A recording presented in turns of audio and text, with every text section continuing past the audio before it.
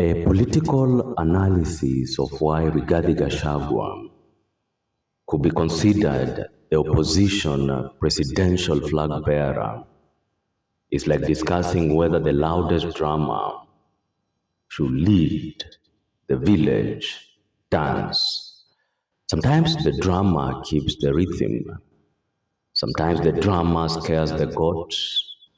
Sometimes the drummer does both simultaneously.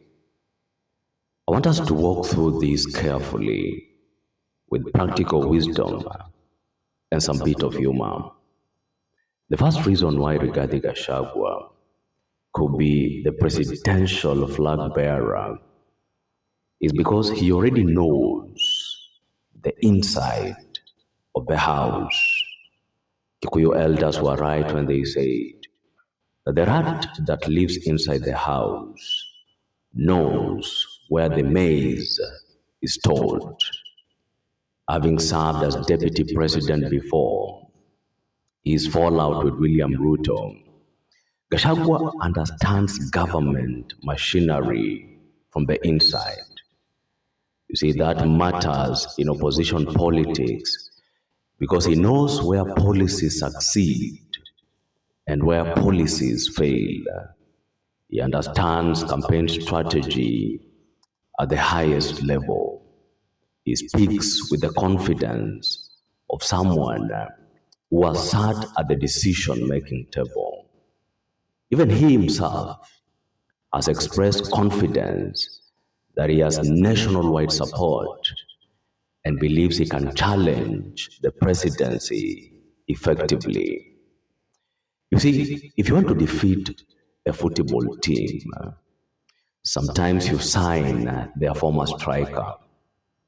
He knows the weak knee of the goalkeeper. The second reason why Gachagua could be the preferred presidential candidate for the opposition team is because he controls a strategic political granary. I am talking about the Mount Kenyan vote block. You see, Luo elders were right when they said that when the granary is yours, the village must talk to you politely. Kenyan elections are partly arithmetic. Leaders allied to Rigathi Gachagua argue that he is best positioned to mobilize support from the Mount Kenya region and even beyond. You see, in coalition politics, numbers are currency. Regions are bargaining chips, and influence is maize flour during election season. You see, in a wedding committee, the person who owns the tent decides where people sit, even if he doesn't cook the food. The third reason why Rigathi Gachagua could be the best presidential candidate for the opposition team is because he has the energy of a man who feels politically wronged. Because the elders were right when they said that the goat that escaped the butcher runs faster than the one which is still tied. After his impeachment as deputy president, the first such removal in our history as a country, Rigathi Gachagua emerged politically sharper and politically louder.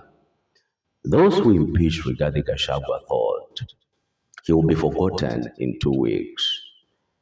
It's been approximately 2 years since his impeachment.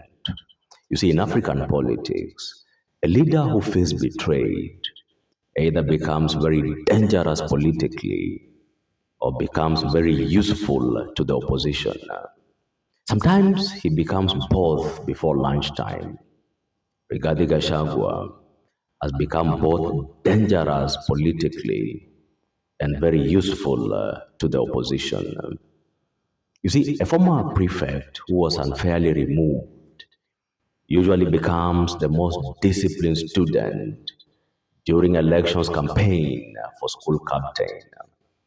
The fourth reason why Rigathi Gachagua could be the best presidential flag bearer for the opposition is because he speaks the language of political combat.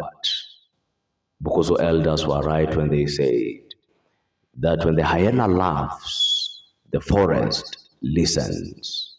You see, opposition politics is not Sunday school. Opposition politics requires confrontation. Opposition politics requires messaging. Opposition politics requires resilience, and it requires headline presence. Analysts have even described Rigathi Gachagua as a dominant opposition figure with the capacity to apply enormous pressure on the current government. In opposition leadership, soft voices like Kalonzo's voice usually write manifestos, but loud voices like Gachagua's voice usually mobilize crowds. In a village meeting, the quietest elder gives wisdom, but the loudest elder stops the land from being grabbed. The fifth reason why Rigathi Gachagua will make the best presidential flag bearer for the opposition is because he understands the Ruto playbook better than most opposition leaders. You see, Luo elders were right when they said that the apprentice blacksmith knows where the hammer is kept. Reports indicate that Rigathi Gachagua is using similar strategies to those once used successfully in past presidential campaigns to build a nationwide movement. You see, this creates a unique advantage. Gachagua is not guessing the strategy. Gachagua helped build the strategy. If your former math teacher becomes your competitor in a quiz test, then you must revise harder. The sixth reason why Rigathi Gachagua is best positioned to be the best flag bearer for the opposition is because he already behaves like a flag bearer, which in African politics is half job done. Kikuyu elders were right when they said that the man who walks in front eventually becomes the man people follow. You see, Rigathi has openly positioned himself as capable of leading the opposition and even declared confidently that he has the capacity, that he has the ability, that he has the muscle to unseat William Ruto. You see, in African coalition politics, sometimes leadership is not given. It is announced loudly until it is accepted. In group discussions at university, the one who starts writing on the flip chart becomes automatically the secretary, even if nobody elected him. Be that as it may, every drum that is loud must also keep the rhythm. Kikuyu elders were right when they said that a single broomstick breaks easily, a bundle is strong. You see, opposition unity still remains the biggest test. Reports indicate that there are tensions within opposition ranks about leadership positioning and coalition balance, meaning being strong individually is not equivalent to being acceptable collectively.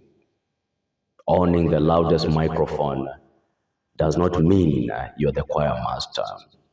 The bottom line is, if opposition politics were a traditional African council meeting, one elder brings wisdom, one brings cows, one brings supporters, one brings noise, one brings strategy.